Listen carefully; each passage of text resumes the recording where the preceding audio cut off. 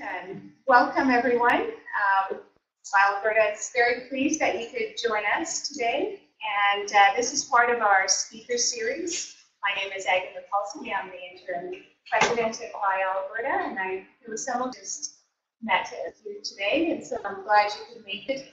And this speaker series is sponsored by Norton Rose Fulbright. They're our title sponsor, and this has started successfully a few months ago, and we continue to do so. And today's experiment actually is we are having a podcast. And I'm just getting directly, because apparently I'm not part of the podcast, which we're recording, and some of you are participating. So welcome to the group that's participating via podcast, and will also be posted later for others to view. And Alberta is here to promote the industry and advocate for it, and we're very pleased to also offer educational elements and networking. And today's the program has three elements. The first one, which I'll introduce our speaker in a moment, is talking about a wonderful facility here at the ward of the 21st century. And then we'll have a panel for some peer learning and discussing some issues, successes, and how to deal with getting collaborations and being a part of our healthcare system. And then thirdly, we'll have a tour, and after that, we'll have a little bit of fun and networking with each other. So again, welcome. Pleased you could be here. So without further ado, I'd like to introduce Grood, the director at W21C, and her journey started doing masters in sociology at the University of Calgary. And while she was at the masters, she ended up doing a project here as a coordinator. A research coordinator, and then continued the journey permanently here through various roles, and now is responsible for developing and furthering the vision of this institution. So I will let her tell us a little more about it. That's an interesting story. So thank you. So thank you everyone for coming. Hopefully, I know some of you already kind of know a bit about W21C, so hopefully it isn't too much of a repeat. I'm going to go into detail on some of the history of the program, but I want to dive into some examples of projects we worked on, because I think that will help to get a sense of kind of how we can support industry, specifically within the health system. So we as a program have been around for about 10 years now. We're a University of Calgary program based on the Breanne Institute for Public Health here, but we have a really strong partnership with Alberta Health Services. And about 10 years ago, when we were really forming as a program, an adverse events report came out that many of you may be familiar with, but said that up to around 24,000 preventable deaths were happening each year in our health system in Canada due to preventable adverse events in medical areas. And so we wanted, as a program, to be able to change that statistic and improve patient safety and quality of care. So we've been around for about 10 years now trying to do that. So we started with, this is where our name actually came from, was the ward of the 21st century. So here at Foothills, in the Special Services Building, this is some pictures of the ward, we opened up this unit in 2004. And at the time, we had an opportunity, it was an empty space, and they wanted to move one of the internal medicine units over from the main building into this new space. And so our medical director now, John Conley, has an infectious disease background, and he had this conversation around let's do something different and create this ward of the future, the ward of the 21st century. So we made a pitch. It actually cost just over $1 million more than it would have cost to build it in a traditional ward sense, as traditional other units in the hospital. But he made this pitch around creating an innovative unit for research and really creating a living laboratory. So it's a 36-bed, completely fully functioning medical inpatient unit here at Foothills, as I had said, predominantly internal medicine patients. But what's interesting about the unit is because we have almost all private beds, so there's 28 private beds, we get a lot of patients from other services, because as soon as a patient's admitted, sorry, I'm now on the screen. Yeah. As soon as patients are actually admitted to the hospital and need to be on isolation, they have to be in an isolation room or a private room, which often is a challenge because a lot of the other units only have 1 or 2 private rooms on the units, whereas ours has 28. So we get a lot of patients from other services just because they need to be isolated. The this is kind of our funny slogan, but one bomb per toilet. So the unit was really designed around infection prevention, and so making sure there's no shared bathrooms. So even the shared rooms actually have a pull-out toilets that patients can use, so they're not actually sharing toilets, which is often a huge source of contamination and cross-contamination for patients. The unit was also designed with really a culture of innovation. So when we were looking at building the unit, we brought together patients, families, the nurses that would eventually be working on the unit, physicians, as well as sociologists and anthropologists, and look at how do we design this unit to be different and to create a platform to be able to do research. So people even still to this day are really engaged in this, and we see a large willingness to be trying new technologies and trying new things on the unit, which isn't always the case in other settings. So this might look familiar.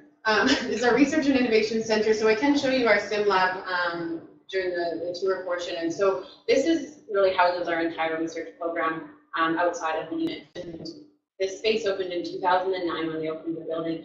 And it, as I said, houses our research program and really serves as the hub for a lot of what we're doing. So we've shifted over the years from the ward of the 21st century, and we've had a lot of rebranding conversations, but haven't done anything yet, but to a kind of a W21C, because we're much more outside the ward now, but we still have the legacy of having access to that kind of unit. I mentioned our team is housed within this space, and so we have, just like when we were designing the unit, wanted to bring together an interdisciplinary team to design the unit. We do the same in our team. So we have essentially representation from every faculty on campus on our research team. So as I said, my background is sociology, we have computer science, engineering, bioethics, microbiology, pretty much anything you can name. And it's fascinating to see anytime we're launching a project or planning a study, how these different backgrounds and experiences can lend to the study. So even on the unit when we were first open, we did a test of our evaluation of Vocera, which is a wireless communications device. And they wanted to know, like, does it work? It was for Calgary Health Region at the time. Does it work? Is it user-friendly? Things like that. And we actually built a number of studies around it. So we did one around tracking steps throughout the unit, and did steps actually to phase 1 so Vocera was introduced. I did a study looking at team connectedness as part of it, and did it impact people's feelings of close to their team, if we were able to communicate as effectively on kind of a personal level. So looking at all these different lenses to something which was actually just a procurement evaluation for the Calgary Health Region. Because we're a University of Calgary program, we have faculty representation on all of our projects and have projects in many other areas, but these are kind of our main focus needs in each of these areas. Infection prevention and control has been a really popular one lately in terms of projects that are coming to us, as well as you'll see our human factors and simulation lab shortly. And I should say, do interrupt me at any time if you have questions. It's not meant to be super formal, even though it's a formal presentation. So our funding, so we work on 3-year funding cycles, which is always fun. So at the 2010 to 2013, we were funded through Western Economic Diversification, and many of you I'm sure are familiar with that, with programs through them. We were within one of their Western Economic Partnership agreements, so it was 1/3 federal funding through them, 1/3 provincial funding, and then 1/3 industry funding. Obviously, with the mandate of WBE, it's around building industry and building a diversified economy in Alberta. And so our mandate as a program was really to be working with a lot of small startup companies, helping grow some of these technologies and branch out into different areas outside of oil and gas. So that was a large mandate in the past, and it still does continue. So our current funding cycle is up next September, but we're funded through Innovation Advanced Education as one of the largest partners, which includes that mandate again of really enhancing industry within the province, and so it's still something that we're actively working on. We have project-specific funding through Alberta Health Services, and then funding from these other partners as well. 2 years ago, we received one of the large Alberta Innovates Health Solutions team grants to do a number of research projects. So it was about $5 million over 5 years, so it's a large chunk of money over the next 2 years that we're actually working with some of the technology companies that I'll shortly. So all of our research, as I mentioned, is really focused on patient safety and quality of care, which is a huge umbrella, so you can imagine we do a lot of different projects.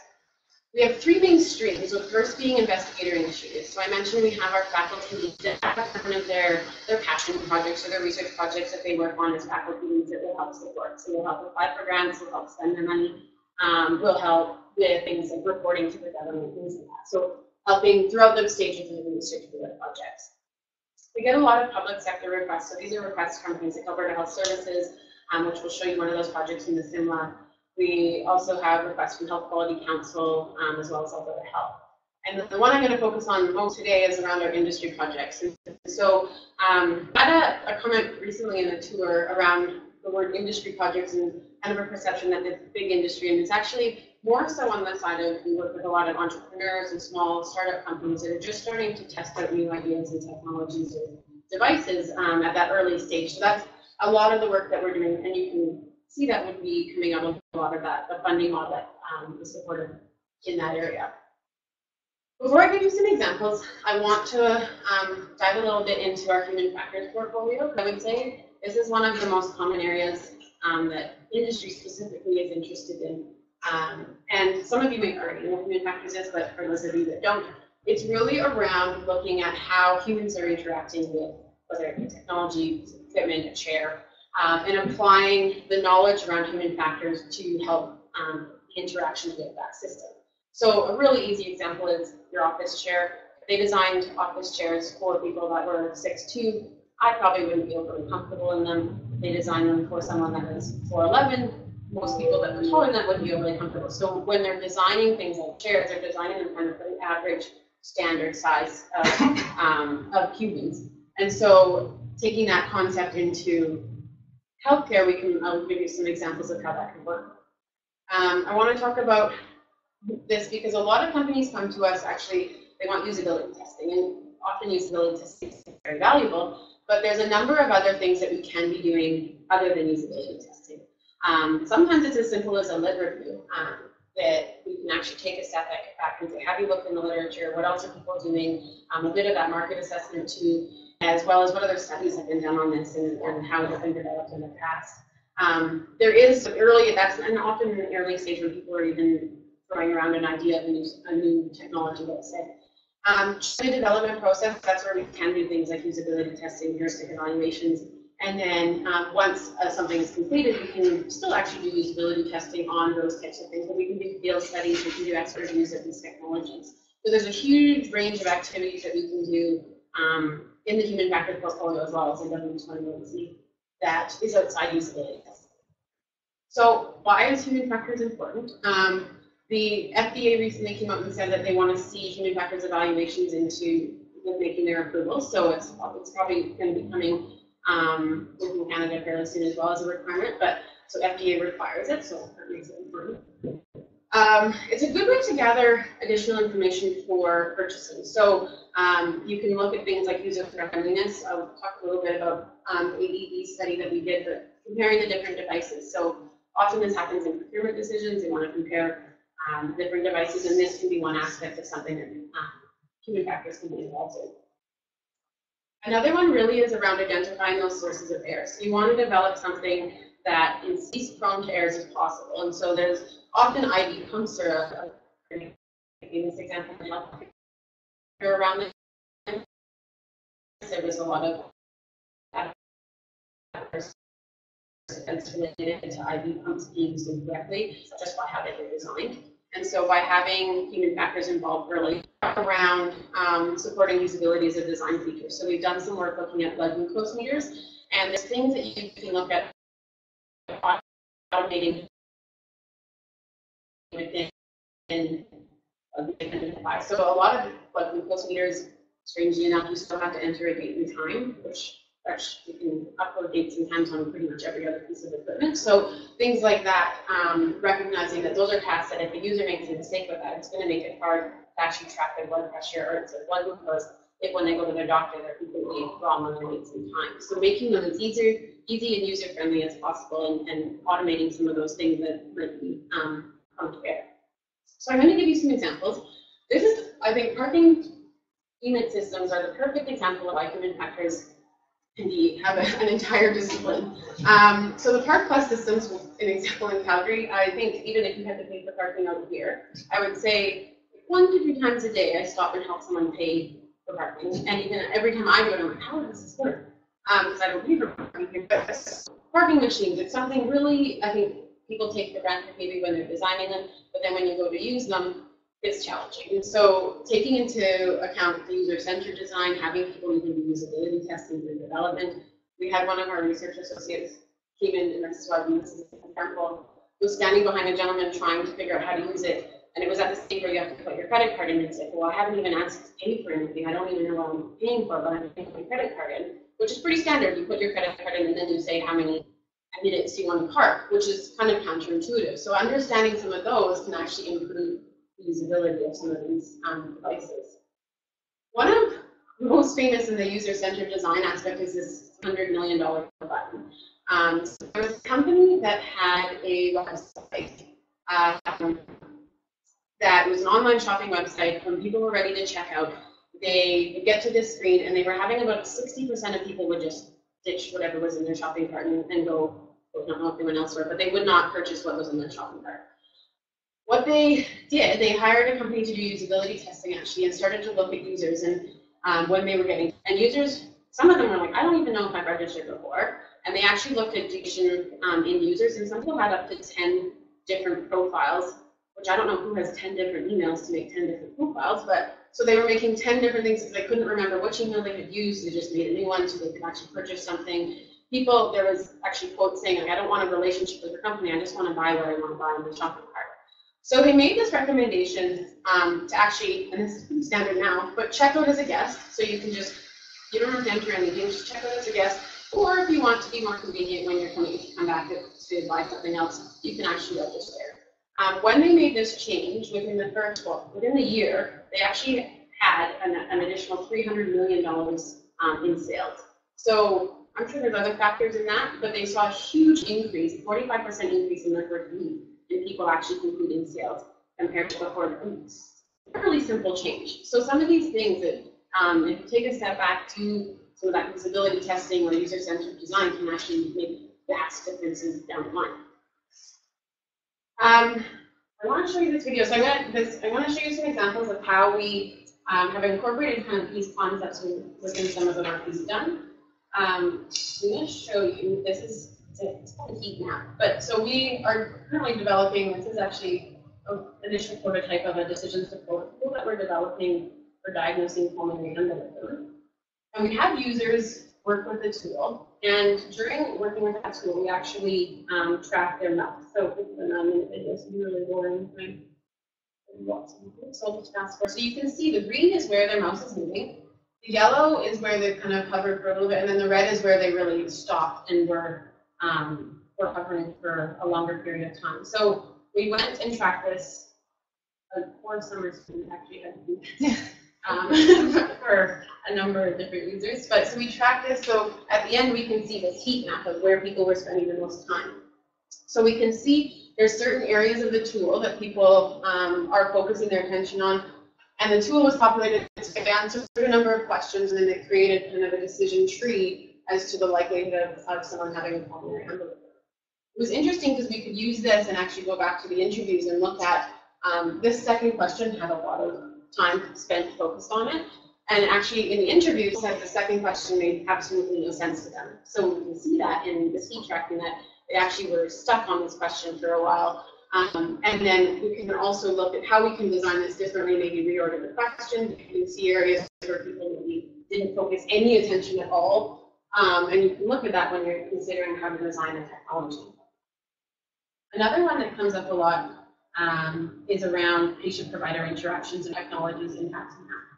So I'll show you this other short video. So what you're seeing is actually eye tracking. The red targets are tracking someone's eye when they're interacting with, this is just one of our research associates, but a patient, and having an iPad. So there's a movement towards having computers in many primary care offices, iPads at the bedside, and there's a patient perception that maybe this is actually acting as a barrier between the relationship and the physician. So we can take data like this and actually show how much time is focused on a computer versus how much time is focused on the patient, and use this to kind of inform that communication and interaction with the patient. We use eye tracking in a lot of our studies, and I'll show some other examples of that as well. So those are kind of high-level examples, but does anyone have any questions initially right now? I'll just keep going. So I'm going to show you some other examples of stuff we've done. So I mentioned scoping, or I mentioned literature searches as a huge important area, and so we do a lot of these. We've been involved in ones for Health Quality Council of Alberta on emergency department overcrowding, EMS, physician advocacy. One of the biggest ones we were involved in was actually, it's not hard to read, but the preferential access review. We did a literature review on what's out there around that, but we've done some for companies as well around helping to inform other studies around similar devices or helping to inform what else is out there. So it's a really, I think, a fairly low cost and easy way to look at what else people are doing. Who's familiar with Clean Patch? A lot of people say that. Okay, so I won't talk too much about them. So we worked with Clean Patch over a number of years, or Service Medical over a number of years. It's really hard to see. I talk about human factors and stuff, and then we have a room where you can't even see some of the slides. But there's actually a Clean Patch on the bed here. So for those of you that don't know, Service Medical started with this idea of creating essentially a Band-Aid for beds. And so they had a nurse that was working in the ICU come to them and say, damaged mattresses are a huge problem. There's lots of nicks and tears, and things can get into those tears and they can't help it with clean. They weren't getting fixed a lot because the current practice to actually either replace the entire surface of the mattress or the entire mattress itself, which is even just to replace the surface is usually starts at around $1,000. So you can imagine with a huge hospital like Foothills, that could be an astronomical cost. So they wanted to develop something really easy, quick, that you can stick on over these areas of damage and I guess, make the mattress back to how it was. There's better words for that. But so what we did with them was actually we started testing out some of the different prototypes of that. We had usability testing. We had users walk through actually the instructions and help design some of the instructions users have been using to apply the patch. We did interviews with a number of stakeholders, including housekeeping, infection prevention, to really look at, is this a need? How should this be implemented? What kind of testing needs to be done? And then on the unit, they actually did a test looking at how cleanable it was, which I know isn't the word, but we measured the cleanability compared to the regular mattress. So once the patient was discharged from the hospital, we did swabs of the mattress, of the patches, and around the patch to see if they were comparable, because we want to make sure the patches aren't kind of picking up more of the joints than the mattress, and they weren't. So it's been really neat to watch this company grow. They've sold all across the US and many provinces in Canada as well as into Europe, and it's been exciting. They won an Aztec Award last year and actually were just nominated for one of the Manning Innovation Awards. So for such a pretty simple concept, it's been really exciting. I remember when we were first deciding we should take this project on, there was a discussion like, oh, it's Band-Aid for beds. It's not that big of it's not that exciting of a concept on new technology. And this is not one of my favorite projects, even though I'm not supposed to have favorites, I think. But it was a really neat, so small solution, but huge impact. How many people are familiar with Extensor? Two? Okay. So Extensor is another company we worked with for a number of years and are still actually working with them now. They came to us again with this idea phase of wanting to develop a pressure sensing system for patients' mattresses in the hospital. They've been doing some mattress fitting actually at Sleep Country. They did some chair or seat fitting within BMWs, but wanted to take this into continuous pressure mapping. So you can see what happens. The sensor goes in the bed. We have one in our sim lab, and it provides an overlay of the patient's pressure that they are while they're laying in bed. And it targets areas of higher pressure so that a provider knows to shift that patient so they don't develop the bed sore or pressure ulcer. So we work with them all the way from the initial idea up to, well, they now have a product that's commercialized. And I wanted to show some of this. So I mentioned human factors and some of these heuristic evaluations and things, and how much things can change when you're providing this feedback during development. So this is one of the first interfaces that we actually tested. And we put this in front of nurses on the unit. Sorry, I keep stand over here. And there was some confusion around what the different things meant, and they had a lot of feedback. And then they Extensor took the feedback, came back and with a much simpler design. So there's just one interface to look at. They actually incorporated a turn clock so people knew how long it had been since the last turn. Really identifiable targets, which wasn't the case in the last one, the times of how long they've been built up. So much simpler. We actually, I can show it to you in the sim lab, but what is different in this, which you can't see at all, is an actual retrospective look at what's happened with the patient. So one of the things that the nurses were saying was when we're coming on shift or we're taking over for someone's break, we actually don't know what's happening in terms of turns for the last 8 hours or 10 hours or however long. So they can now actually go back in and see how many times the patient was turned, or there's certain areas that are commonly having too much pressure on them, and adjust their turning accordingly. We also changed the actual housing of the sensor. So that, it looked black because it was black. I used to call it, I said this to sensor, but the garbage bag sensor. So it actually looked like a black garbage bag. It wasn't very pretty, but it was very functional. They went to a clear sensor at one point during the development, just because we needed to test something on the unit. So we switched to this clear sensor. And it was only at this point able to fit onto a Versicare mattress. And so they went to a blue sensor that actually looks much more like a hospital mattress, much more aesthetically pleasing. It still, at that point, could only fit on one type of mattress. Pretty common mattress, but created challenges as soon as the patient was on a different type of mattress. The system now, which you'll see in the sim lab, is actually has this customized band that you can fit on any mattress. It's a nice material, and it's essentially like a hospital bed. So we actually, through the team grant that I had mentioned, purchased a number of these systems from the company. So because we did this evaluation with the company, did a number of pilot studies, but we wanted to now independently evaluate the outcomes of leaving the pressure interface that a patient has while they're on the system. So we purchased a number of systems and are currently just starting, well, we started in December, randomized control trial to look at this device independently. So we have just about 70 patients right now. We're doing a 600 patient trial here at Breanne. So it's going to be exciting to see what happens. A couple more. So Scope is a new company that we're just starting to work with, and this is, I think, so the tail of the talk is around collaborations, and each of these projects involve a lot of collaborations, but this one was pretty neat. So we get a lot of industry partners that come to us are looking for some research support or looking to do a project.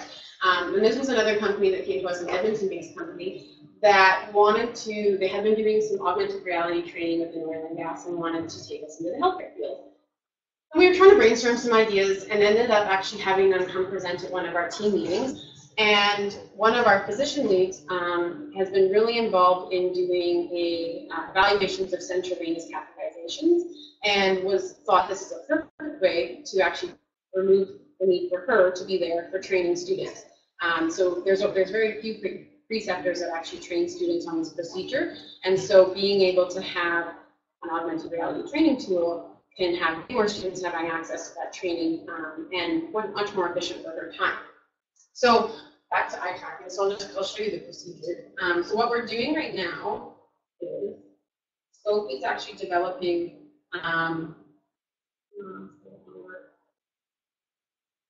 Use your imagination right now. So Scope is actually developing the tool for us. So if this will work.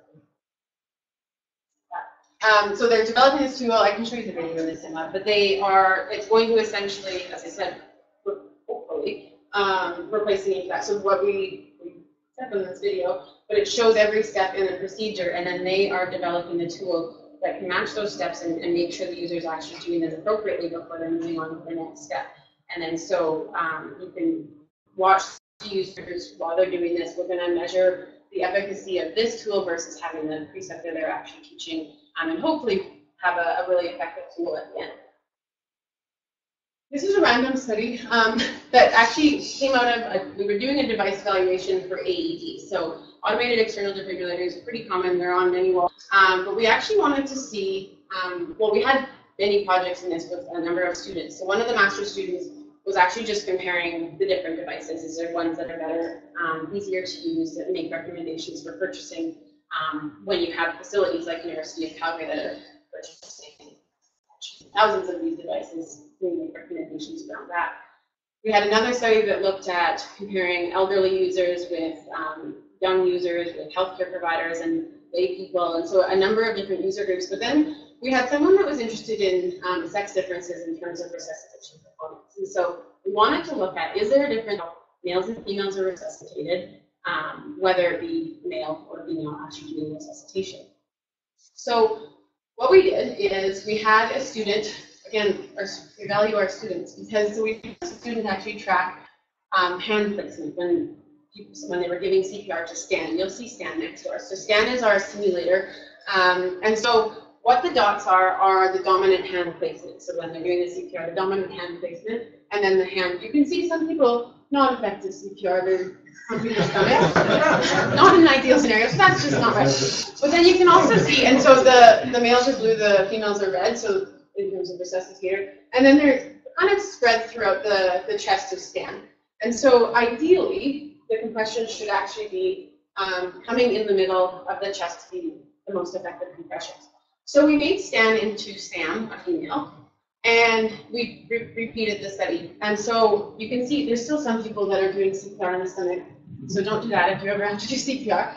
But you can see the hand placement is actually much more focused over the sternum. And there's actually studies showing that females are more likely to survive a cardiac event than males. And we started to wonder if potentially this could be part of it. So we think there might be a bit of an aversion to touching the breast tissue, or using maybe better markers in terms of where to place the hand than on the male. And we published a study on this, and the week the study came out, there was a case in Japan that someone had come across a female that was unconscious on the ground, found an AED, removed her bra, did everything he should have. So part of the step was you have to remove the bra for effective, to be able to actually effectively use an AED on a female. Did everything he could, and he was actually completely vilified essentially for this, because they said he should have been protecting her modesty, and really people were concerned that he had exposed her breast in public, even though he actually saved her life. So it was interesting as a study is around how can we design these devices differently. So saying things like using pictorials on these AEDs. Every single pictorial on an AED is actually a male. In the verbal commands that are coming out of an AED, it says remove clothing, but maybe saying something like remove the bra, if there's one, actually makes people more comfortable doing that in a social setting when it's administrative that they don't know. Because we had participants, a lot of them actually didn't remove the bra, and I think it was that comfort level as well. And then around placement of hands, like using breast tissue as a way to guide placement of hands for CPR. So it was a really interesting study that came when one of our summer students was like, I'm just noticing something funny with where people's hands are placed. So all these different things that you can do was something that we can capture. One of the final research areas I want to talk about, and this is a huge growing area, is health in the home. So as many of you likely know, we have a rapidly aging population, and the demands on our health system in the coming years are going to be quite extensive. So we've actually partnered with the Faculty of Environmental Design here to develop a home simulation lab. And so you'll see our simulation lab here, which is a clinical simulation space. But this home lab is really unique because of the partnership with environmental design. The builders are interested. So we have a number of Calgary home builders at the table as well, looking at how do you design a home for someone that's needs to age in place in their home, but is aesthetically pleasing at the same time. So things like grab bars. I think there's a kind of an uncomfortable reporting by patients that we had heard that they don't want to invite people over if it looks like they're living in a hospital in their home, and they're embarrassed about some of those things. So things like grab bars, they've designed this little home right now that has all the grab bars are actually built into things you can't see. So it's actually like under the counters, there's gaps for fingers, and throughout the entire house, but you can't actually tell there's grab bars anywhere. So designing it from that aspect, and our interest is really around technology in the home. So we're actually, it's currently being developed right now, but we envision being able to link the home simulation lab with our actual simulation lab here, the clinical simulation lab, and then actually the patient care unit. So we can look at transitions throughout many different areas. So we could set this up like a physician's office, a family doctor's office, and we could simulate a patient-family provider interaction with using video conferencing or things like that. We could look at what happens when the patient is discharged into the hospital or from the hospital into the home. So simulating all these types of things and looking at how we can integrate technology in the home to keep people aging in place is kind of the big motivation right now. This is the space. Well, that was 2 weeks ago. It looks way better now because it opens on Friday. So, so I hope it doesn't look like that on Friday. But we are going to start doing research projects in it in the next month or so, and so it's going to be, I think, a really exciting project. One of the neatest parts of this project is the design students have actually done all the development for it. So part of their master's work, one of the projects is actually to design a home space for seniors. So it's kind of a neat project for them too. So I gave you a whole bunch of examples of research. I want to also talk about how we're trying to foster innovation within our province as well. So in 2013, we had an Innovation Academy, which some of you even attended. And this was really kind of a Dragon's Den style competition where we had groups. It was, some were companies, some were students, and all range of backgrounds come and pitch innovative health ideas or innovative ideas to improve the health system. And so we had Orpyx in them. So Orpyx was one of our winners. SnappyX is one of our winners, and Medi, a little robot, was one of our winners there. Those teams went on to actually compete in the World Innovation Day, which is in Geneva just this last August. And so it's a pretty exciting way to see some of these companies go on and develop. We're going to be having this September another Innovation Academy. So a whole new round of innovators are coming to the table. We have an abstract. I guess we're accepting abstracts right now until May 15th. So if anyone is interested and want to submit an innovative idea, and it can literally be anything. There was a whole bunch of ideas, process or technologies or really like training tools, things like that. And then the winners from our Innovation Academy will go on to compete in World Innovation Day in September of 2016. That there's teams from South Africa, Hong Kong, and Geneva that competition, and we're lucky to be hosting it in Calgary this year. Although the trip to Geneva was quite nice, so hopefully we'll do that again. So finally, to tie it all together, we just want to talk about some high-level metrics that we have. So we tour a lot of people, so I'm going to add you guys to my list of tours to get that number up a little bit today. The companies we worked with have had 9 market-ready prototypes out of the work that we've been doing. We've had, since 2010, just over 100 research projects. At any given time, right now we have between 40 and 50 active ongoing projects right now. And then we've worked with a number of industry partners, and I mentioned trainees, so we have a large trainee program. We have 11 summer students coming this summer that get to do a lot of fun data putting, as you can imagine, some of the heat mapping and things, but some really neat projects happen over the summer every year. So I would say, I just wanted to close on a couple of things, but partnerships have been essential. So all of the projects that I've talked about have really involved partnerships, both with industry partners, with other academic partners, and then also with the health system. So one of, I think, the key roles that we play is that connector with the health system, and the importance of the partnership that we've been able to develop with many aspects of the health system. So some of the things, just at a high level, that we are able to do, and I focus on the last one around enhancing connections. I think that's been one of our key values, is being able to have that open access with the health system. Many of our leaders are physicians and have roles full-time in the health system, so they understand who to talk to, when to go to, them, and things like that. So to tie it all together, going back to what makes us unique is really that interdisciplinary team. We're seeing that more and more on every, and many teams that we're touring and working with, and I think people are really seeing the value in having the mixed background coming to the table. Our simulation capabilities, you saw a bit of them here, but I'll show you our sim lab as well. And then finally, that, as I said, the direct access to the patient care setting. So being able to link with the health system and test some of these technologies well before they're ready to go to market and get that valuable feedback. We've had companies that have come with technologies they've gone to market with and aren't selling, or people aren't confused how to use them, or having errors with them, and it's much more costly to do some of those changes after something's already been marketed. So that's where we try to do that early intervention role. So that's W21C in a really big nutshell, but anyone has any questions? You talked about Japan. Yeah. You talked about some of the challenges in terms of international versus local. I'm assuming that your bias for simulation is going to be local, but can you actually do international simulations, which would have unique international capabilities? Good. Especially with all the video conferencing technology. We actually talked with a group out of Vancouver that's doing that more for the education standpoint, but they actually do virtual simulation, bringing in learners from across the world. And so there's no reason we couldn't do that. I think you'll see in this amount, some of the hands-on stuff is invaluable. So I was actually thinking the reverse, which is the formative summative usability, but not actually simulating what would happen in Alberta. So Oh, I see. what would happen, say, in Sweden? Yeah. Perhaps do that.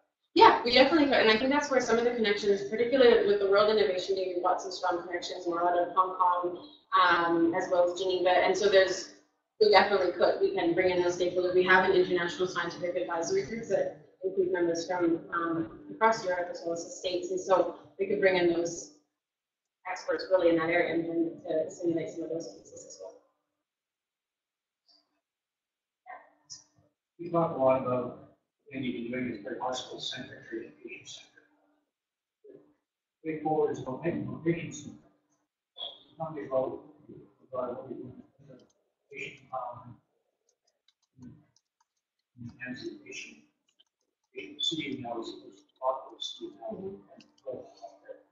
Yeah, I think that's a really good question, and when I was making this presentation, I really wanted to focus on the industry aspect, given who I'm talking to, but we actually have a ton of work happening right now with patient engagement and patient-centered research within our faculty-led program. So one of our projects that we have through the AIHS team grant is actually looking at developing a patient-centered care planning tool. So what we just finished doing interviews with patients run by patients. So there's a group here called PACER, which are actually patients trained as researchers. And they did research with the patients, focus groups of patients, to get a sense of what they want to see in this tool to help them manage their care, how they're currently managing their care, what the gaps, things like that. And so we're actually working on computer science to develop a tool for that.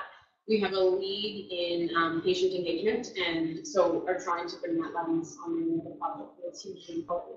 And then I think from the home health aspect is trying to do more and more projects like that, trying to move outside of the hospital, because really an ideal health system would actually not have hospitals. We would be able to do much of the care in the community, and so we recognize that and want to be able to drive the advanced research in that area. But it's definitely something that has shifted.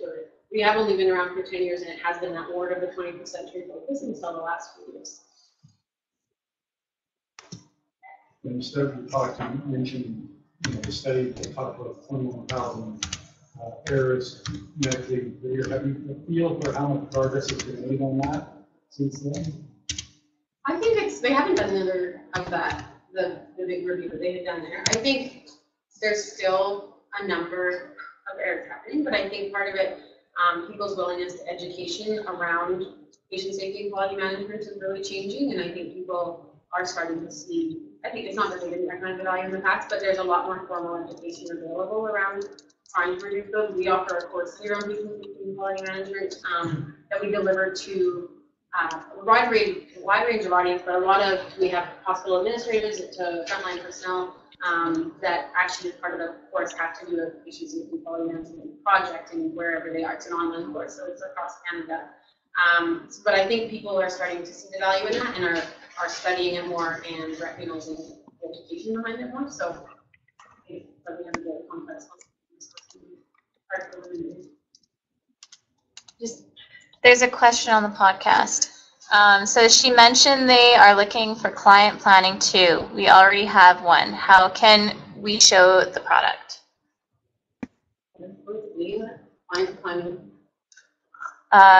Client planning. So looking for a client planning. Sorry. So how can the company show the product? I'm just curious. Yeah. So usually, anytime a new company wants to come, I'm assuming this is the question, so correct me if I'm wrong, but come and work with us or even just see what we can do, is either they often contact myself or our research manager, Jones Goldstar, and then we usually just sit down with the person or have a teleconference and say, what is it that you want to do? What is it that you've done so far? What's the technology or whatever it may be? And then we look to try to find how we can support them. And so sometimes it might not be a group that can benefit from our services, but then things that will connect them within Calgary, or will connect them with Uncommon Innovation or other groups in the area. And very rarely we'll just not work with someone. It's just trying to connect them with someone that they can work with. So we are very health services focused, and sometimes we have people interested in the cancer focus or surgical simulation, things like that. And we have connections in those areas, but they're not always that we focus on. So it's really trying to figure out how we can suit the needs of our projects. Jill, just a question regards to process for engagements. Is there funding or grants, something that the industry or small SMEs is supposed to bring, or is ideally bringing to the table to help support the project? Yeah, and that's always the most challenging part, honestly. So we are not for profit, but we work on a cost recovery model. So we're pretty, I shouldn't say that, we're very affordable, but we also need to be able to try to fund those grants. So, but we often, I would say the majority of industry partners when they're coming to us don't have funding. So we'll work with them for things like applying for the innovation and vouchers to other things, Tech Futures or the product demonstration program, or looking to help find other funding. Sometimes we'll often co-apply for grants. So there's some of the big federal, like Canadian Institute for Health Research, CIHR funding competitions are industry partnership applications. So we'll actually apply for competitive grants with the partners in that way. But we try to set things up to that cost isn't a complete barrier, but then we can't work for free otherwise. And you mentioned upstream collaborations such as constant testing. You also mentioned some downstream collaborations in the industry, such as the user interface. Do you collaborate on that critical moment of regulatory approval, either or in any other geographies, to help shorten and help make this process easier for companies?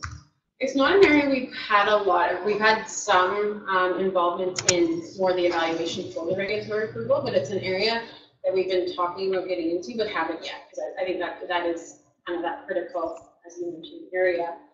We've really been on that, providing the evidence and information of if it is about to be approved from that standpoint, but it's not an area that we work closely with the companies to get. It's often something independently, and then we're doing the validation of it.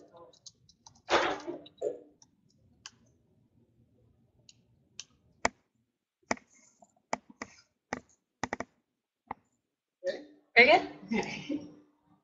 Thank you very much. Thank you.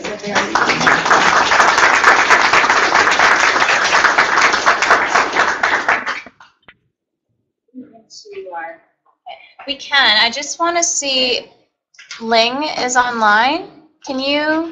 Is your audio working? Yeah, I'm working. My audio is working. Can you hear me? Okay, so if you have a question for the panel, you can speak up and I will draw attention to you. Okay. So my name is Ling Guang. I represent a company called Technology North from Edmonton. We build products for long-term care, mental health, and sorry, Ling, it's not very loud. Okay. Ling Huang is from Technology North. Do you all know Technology North? They have a TN Active, which works on an autism platform, helping autistic children with a multidisciplinary team of health and occupational therapists. And so he is still on the line, as well as Ulrich is online. Did you want to introduce yourself? Sure. I can go first. Can everybody hear me? No, we can't. That's why I just introduced you. Okay. Let me see if my setting here is something wrong. I know. I think it's my computer. I'll have to fix that for next time. But if you have a question, you can type it up, and I will ask the panel. Okay. Okay. So I'm typing the question. Okay. Get our panel to come up here. We have Breanne and Greg and also Peterson. Thank you so much for joining us, and we'll do some introductions in a moment. So the idea of the panel it will be is to talk about some of the experiences that the companies have had working, developing their products and working with our health system, the challenges, the good, the strategies, and some advice perhaps and discussion with the rest of the group. And really the idea is to learn from others' experiences, but also as Alberta, we're the voice of industry and advocacy.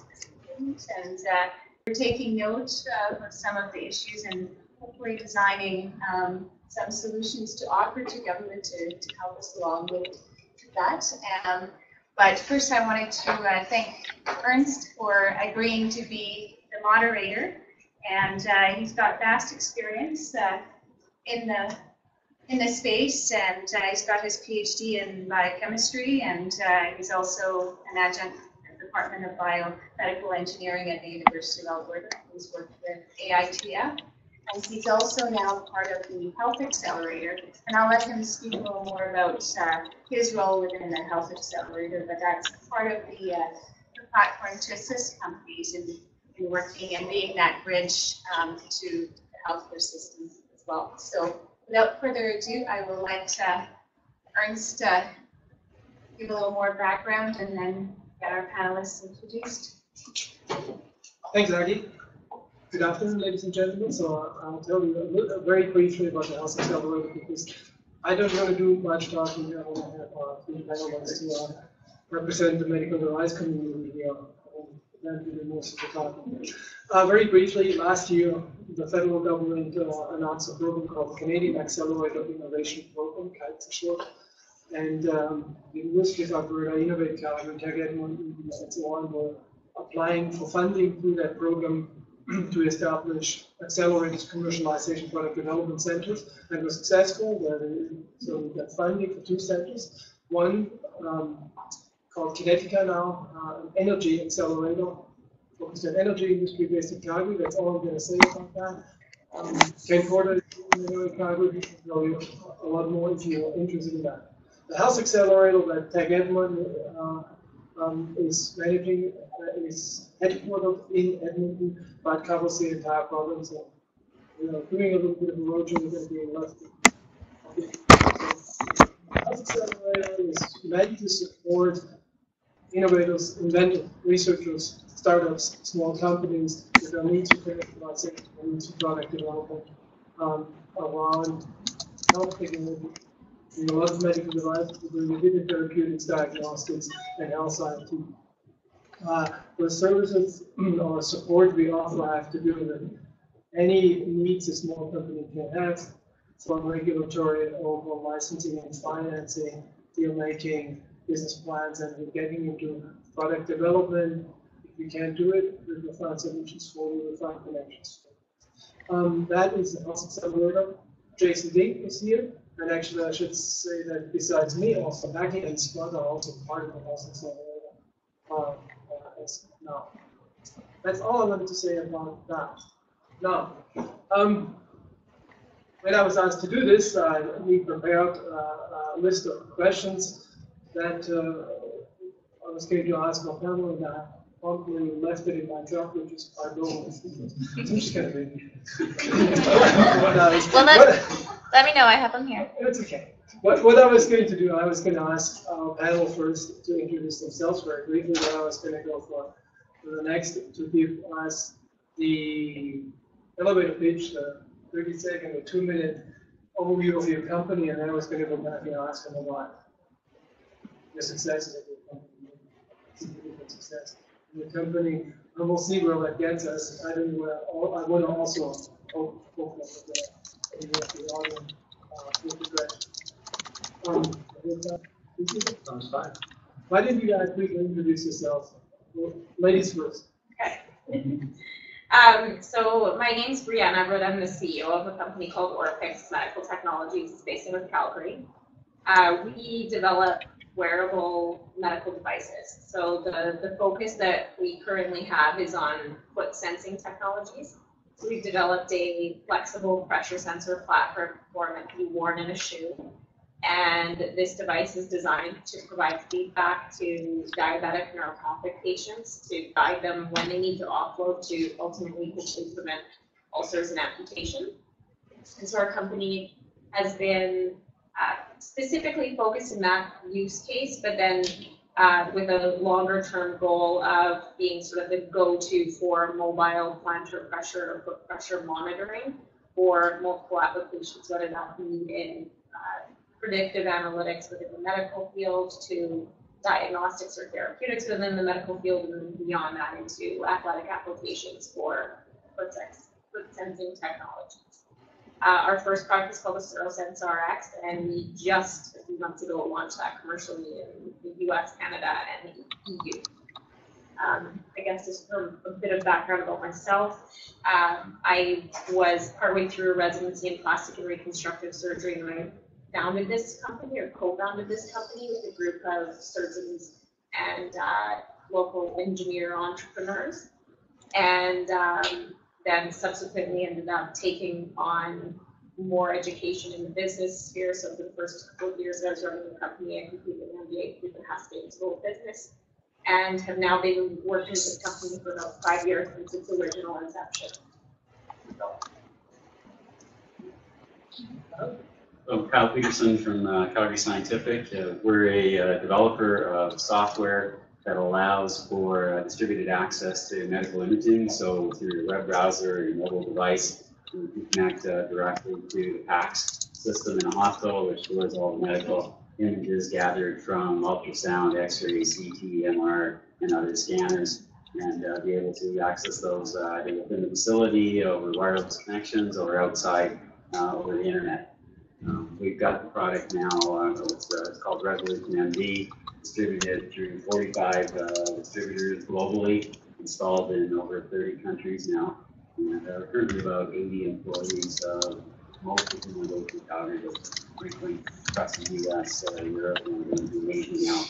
Our product's approved as a Class 2 medical device in Canada, the USA, CE mark for Europe. We have our CFDA for China. Just got approval in Japan and pursuing a bunch of other jurisdictions as well. The company's been in business, I guess, now just about 10 years, and it took us a fair bit of time to get to the position of being a market leader in distributed access to imaging, and we're now taking that platform that we built that allows for the highly responsive access to images on web and mobile platforms into the market as a toolkit to allow other big data applications, whether it's seismic or geophysical or CAD or design type software to begin to move into this mobile web and also for the cloud platforms. So we're leveraging that for base technology into other markets now. So my name is Greg Ogrodnick. I'm the CEO and one of the founders of Circle Cardiovascular Imaging. The two key words there are cardiovascular and imaging. My background is I've been involved with cardiology probably for 25 to 30 years, both on the medical device side, pharmaceutical side, internet side, and now on the software side.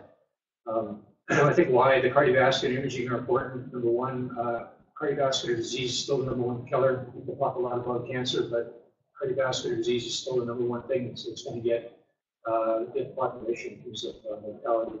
Number two, imaging is still the biggest cost driver of costs within a hospital environment as it relates to patient care on the diagnostic side. So our claim to fame is the development in a new area, which is cardiac MRI. It's the new kid on the block when it comes to imaging, and the potential for cardiac MR is to basically be the one-stop shop for both diagnostic and therapeutic information for patients. And so the ability to eliminate the need for doing 1, 2, or 3 other diagnostic tests and get it done with one test within a cardiac MR. And the Achilles heel of the modality is it's complicated and difficult to do and very time consuming. And so we've developed a software on the post-processing side that basically takes care of everything after the patient comes out of the scanner. And so we, as Calgary Scientific, we basically had 2 world leaders sitting up here in Peterson. I think that's actually true in our own specific areas. So the Circle, we were established in 2008, became operational in 2009. We're now in well over 400 hospitals in 30 countries around the world and approved in very similar jurisdictions to Calgary Scientific. And we're also in the busiest cardiovascular imaging centers in the world. Our software is being used in centers that are doing between 5,000 and 7,000 cardiac MRIs per year, and they're also some of the busiest research centers.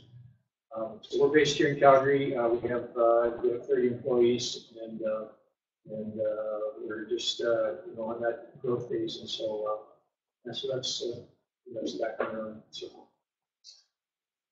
while we're talking about Circle, what was what were the significant successes in building up the company, building up the companies?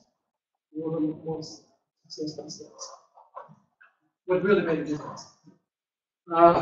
Well, there are many. I mean, in healthcare and in medical devices, I mean, there's obviously product, there's regulatory, there's people, there's money. All these things have to come together, in a line, which kind of brings it forward. But at the end of the day, I think it's people, and so the people that you actually bring into your company actually build your product. It's people who are going to get you your regulatory approvals. It's people who you can get out there and sell your product, and then it's people who can actually go and raise money and convince people and confide in them, so they actually trust you to actually invest money in your company so you can actually be successful. So I don't think there's any one particular thing. The other one is that you do need to work with the right people. I think in the medical device and software area, you need to work with the thought leaders in particular areas. So you have to make sacrifices to get to know who are the luminaries, and so you get your product out there. One of the things that we did early was to make a decision that to get a product out there and get known as a brand, because one of the challenges that any healthcare medical device company faces is just acceptance. There's lots of options for healthcare institutions to look at to purchase different products and services, and it's very difficult as a new company to have the credibility to actually get that first purchase order. So we have worked hard to get the reference sites and then to leverage your reference sites to move things forward. And so which is some of the things. Now, your perspective, what were the successes and how did you get them? Well, I think that one of the milestones that decisions that we had to make really early on, and this was just probably a year after I joined the company, so 3 years after we were in business, is we had a product that we developed, which was a workstation-based product. And the original concept that Calgary Scientific was going to do was to create essentially commodity workstations that could be used to access medical imaging very cheaply. So the kinds of workstations that were in use 10 years ago are ones that are, and still today to a certain extent, are ones that are sort of $50,000 and up to equip and place in a hospital. And our idea was, let's use commodity graphics cards that the gaming industry was creating in order to create a product. And we did that. And we had a product in the market in 2007. But the product was not very successful because even though we met the original design goals, what customers were telling us, well, this is really a great concept, but we'd really like it to be web-based instead of a dedicated workstation. So we made a decision to retrench, go back to the drawing board, and delay our product introduction and our revenue stream for 2 years to go back and design a web-based product. And that's really what led to the success for the company, because when we first debuted that web-based product, we went from dealing with marginal sort of tier 3 players who were potential distributors for us to being able to sign Siemens, which was our first big distribution contract, which is about 5 years old now. And that gave us instant recognition and credibility in industry, and enabled us to grow and to sign a lot of other distribution partners over the last several years. So that was kind of the seminal decision in the company. So I'll come back to that point. It seems to me a little bit a common point, a common occurrence that SMEs inventors start out doing something, but in the market, the client and so forth push you in a different direction. I've observed that a few times. But let's give Breanne a chance to talk about important success and how did you get there? What made it different? Yeah, I think we're still very early on in the life cycle of the company, and so there have been multiple different milestones that we hit along the pathway, and they're all within different aspects of the company. It's hard to identify one specific milestone that's meant the most to the company. I think a couple of the major ones have been just the ability to raise money to finance the company up until to a point where we have a product that's ready for sale and ready to deploy into the marketplace. We have raised that money very progressively over the course of the company's history. It hasn't been a single raise or 2 raises. It's really been sort of drip feeding the company to get to this point. And so in that approach, we have to constantly be proving ourselves along whole list of metrics to give an investor the confidence to put the money in, rather than putting it all in up front and then going on what you say you're going to do. You have to continue to deliver. So that's been one challenge that we faced, and we continue to face it as we continue to fundraise for the company, and get it to a point where we are cash flow positive. I would say another big milestone for us in general has been just getting the device to work. So one thing that when I started this that I really underestimated is how difficult it was to get technology to work consistently and over time in a shoe that's constantly being punished by a foot. So we've gone through many, many iterations of that product just because it is interfacing with the body and probably the most aggressive part of the body you could find. So we, in terms of our overall, the projected milestones and where we thought we'd be when, that's caused the biggest delay in getting us to where we are, because we really did underestimate that. Now that we do have a product, we're actually happy that it was as hard to do as it was, because it just creates that much more of a barrier for someone else getting in and doing the same thing. And then the other big thing, and I would say if I were to rank these, this would come first, would be the assembling of the team that we've assembled. So when I first started this venture, it was really me and who is currently our lead engineer, Marcel Broman. It was the two of us doing everything.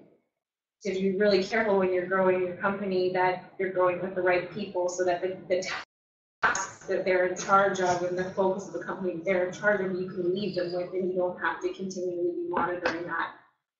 We have 12 employees today, and I would say that it's an extremely strong team. We're about 50-50 R&D to more business operations, marketing, finance side of the company, and the utmost confidence in the group that we've assembled. But we've had some bumps along the road in terms of getting that team to where we need it to be. But at the end of the day, that's who's executing on the company vision, and so it really has been the biggest thing to get us to the point where we're at now. So about challenges a little bit. So the team came up now several times. It is a challenge finding the right people with their expertise. But it seems to be any tips? How do you go about it? What is, are there any good advice? Well, I can speak from our perspective on that. I think the initial members of the management team that were brought into Calgary Scientific had huge personal networks of contacts.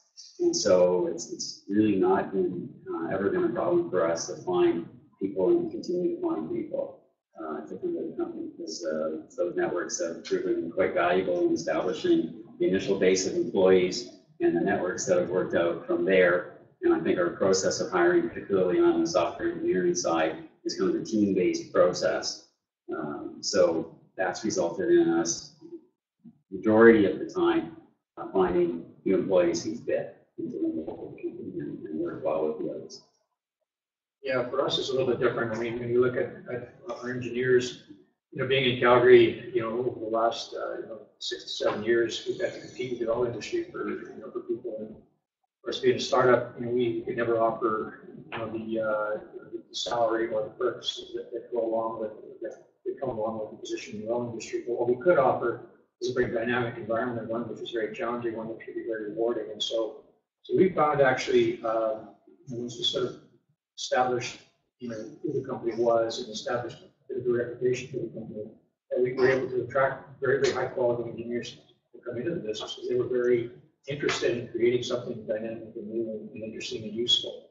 And so we really played on that, and we've been able to get, I think, best people out there on the engineering side. On the business side, different from Calgary Scientific, we actually sell direct. We have distributors in some parts of the world, but we very frankly have not been able to monetize our distributors to the level that we want, so we've had to hire salespeople. That's been a bit more of a challenge in terms of getting commercial people out there who know cardiology, who know imaging, who know MRI, and know what to sell. And so that's probably been our biggest challenge. But again, you're recruiting in areas that are not Calgary base, you're talking about Los Angeles, you're talking about New York, throughout the US and through Europe. And so there, I think, where your networks can start to come into play, which is leveraging off of your customers, colleagues, and others to really find out, competitors to find out who's out there. And so I think it's one thing you have the challenge of hiring locally, but when you start to go international, start hiring people outside of Alberta, outside of Canada, that becomes a much bigger challenge. Breanne, you want to? We don't have to interrupt because I'm Sure. probably going to forget most of my questions. No, by all means, go ahead. If you have a question, especially if it's relevant to something. So I guess my background, so I founded Health Technologies Inc. and it's pretty much student service scans of the body and funded by so I'm more in the initial stages. And what I'm finding is also MR background, your brain chips, so image processing, so I kind of understand that at all. But I'm finding problems finding image processing engineers or developers within Alberta. And I'm wondering, do you actually be able to locate most of your resources in Alberta, or do you actually have to find them maybe out east, kind of in Montreal area, Toronto area? Well, we've got most of the people that we found here locally. And so there's the university here has got some good programs in that particular area. So we've been successful in networking with the university professors to find out who their students are. We typically have hired them right out of school. We've got a master's with a PhD program, so that's where we've had great success. We also have a small team based in Germany, and so we do have some talent there. That's based on one of the initial employees of the company who's a physician, and he actually was the initial code writer for the software, and so he had connections within Germany to do that. So, but our preference is to hire locally, obviously, and we've had pretty good success. And so we're recruiting right now for different engineers and engineering, and so we're getting a lot of CVs, both from the university and Everett. So we're actually not worried about finding the talent locally. Thanks for that question. Yeah, if anybody has any question, it's supposed to be medical device roundtable, so we haven't managed to get a roundtable. And as I said, Alice question in my truck. Yeah, I have a question. Alice mentioned this business, and it's very common to have to pivot your idea from what you originally started. What do you have any insights as to how you could understand that change earlier in the process? It's very expensive to pivot, particularly once you run down. Having ideas on recognizing those points early and making those decisions as early as possible. Well, I think from our perspective, I mean, we went out and pitched the original idea for the company, and a lot of people said, that sounds like a really good idea. We'd really like to see what you come up with there.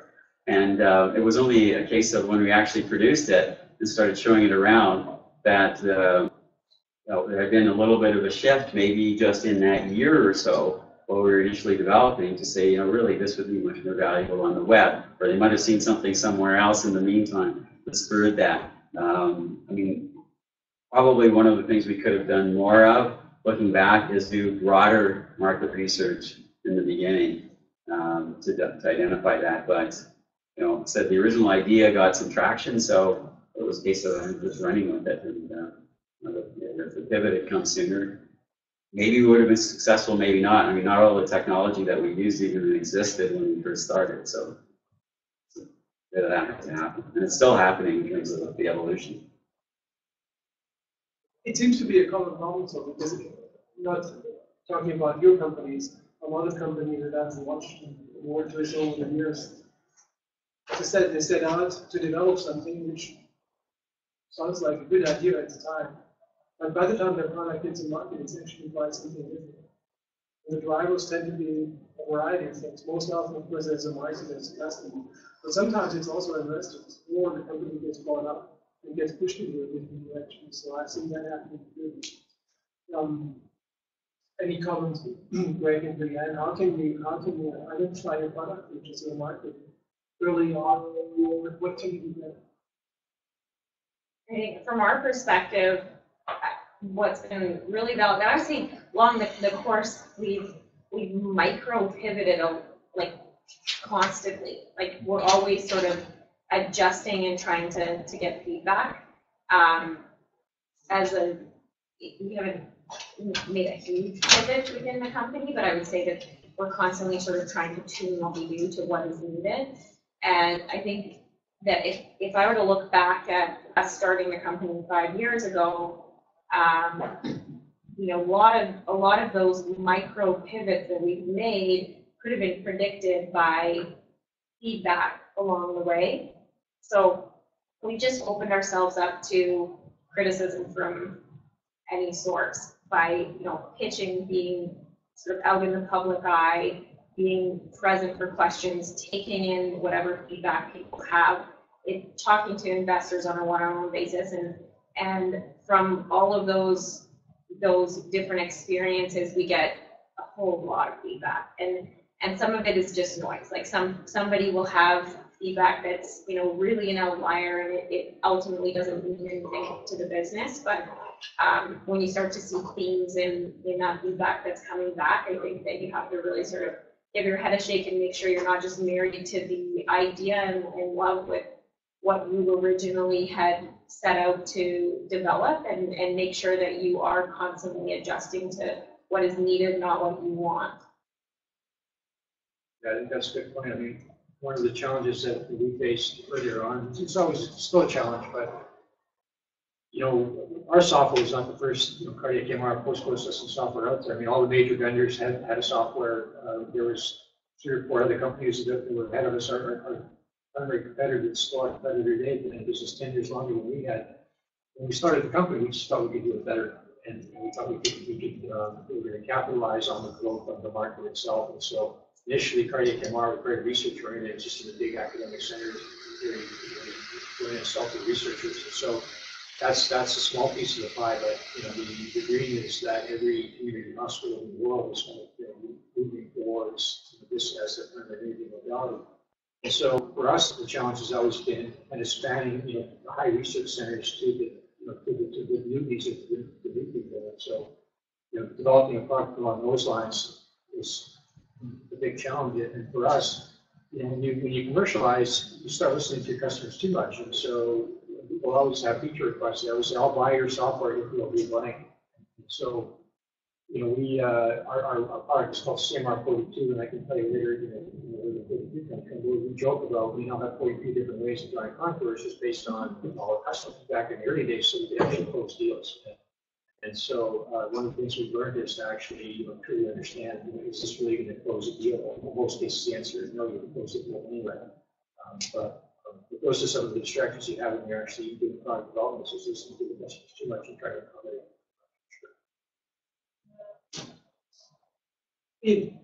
So related to this, the wolves guarding the chickens. Most small companies have product approval through senior management. Senior managers are actually also developers. So balancing the necessity for killing projects quick or necessarily identifying prioritization with being completely vested in the product itself and its remaining. How do you prioritize? What tools can you actually share with the community that actually helps you to determine that, yeah, this makes the most sense? In our case, the developers aren't the decision makers. Something goes forward or doesn't. I mean, we have advisors, external advisors that we use, but you know, we have a chief science officer, you know, who's one of the leaders in the field. So you have some checks and balances along the way, but at the end of the day, you still make mistakes. I mean, you still have absolutely make mistakes. You just can't get around that, but you just have to move on, learn from those mistakes, and try to replicate it. So that is a challenge. I agree with you that it's sometimes you go so far down the road where it's the point you ought to kill it. You keep nursing it, you keep nursing it, and keep nursing it, and eventually, hopefully, it'll be born and actually create some value for you. But that's a difficult one for sure. I mean, I think you do have to have your own independent vision of where you want your product to go and where your market is going, and not only cater to who are your immediate customers, but who are that big pool of potential customers that they're going to look at with that your long-term vision for the market. is going to be, and balance that against your current backlog of customer requests, because the customers always do want features. And we've been in that situation many times, of whether it's an end user customer or a distributor who sees the vision differently than you do, asking for certain things. And it's always a bit of a tug of war and compromise. But you have to keep pushing ahead on your own vision, because you need to believe in yourself, unless you have everyone telling you you're wrong. But we proved it out to ourselves about a year and a half ago, when we signed a large deal with Intermountain Healthcare in the state of Utah. So our product's now been rolled out to 10,000 doctors that are part of the Intermountain Healthcare system. And that particular deal was brought to us by our original first big distributor, Siemens.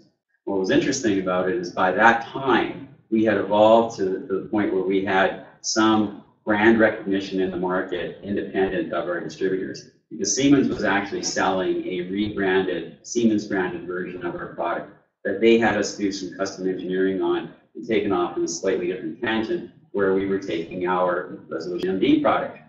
And it was Intermountain Health that said to Siemens, we understand who's supplying your version of the product, and we know about Calgary Scientific and their version. We want their version of the product. We think they have the right vision about where this needs to go. And that's led to Siemens actually dropping their custom branded version and selling Resolution MD. And they don't do that for very many companies where they sell another company's brand in their product portfolio. But they're now doing that worldwide.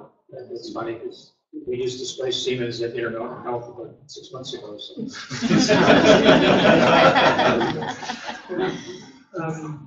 So Breanne, you were of course in a position, you were the inventor, you were the brain behind the original idea. So who kept you real? Who kept you in check?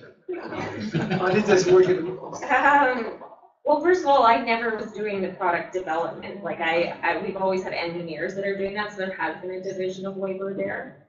And that's been maintained throughout the life of the company, that product management has been distinct from the engineering team. To various degrees, like it's more so now than it was at the very beginning, but it always has had some degree of differentiation there. I think, even though I was the one to come to the table at the beginning with the idea for what we're doing, I would say that what that product has turned into has been very shaped by the people in the company, not just me, and not just who's in charge of product management at any point in time. We have created an environment where we're very open to ideas from anyone in the company about where the product could go, what it could do.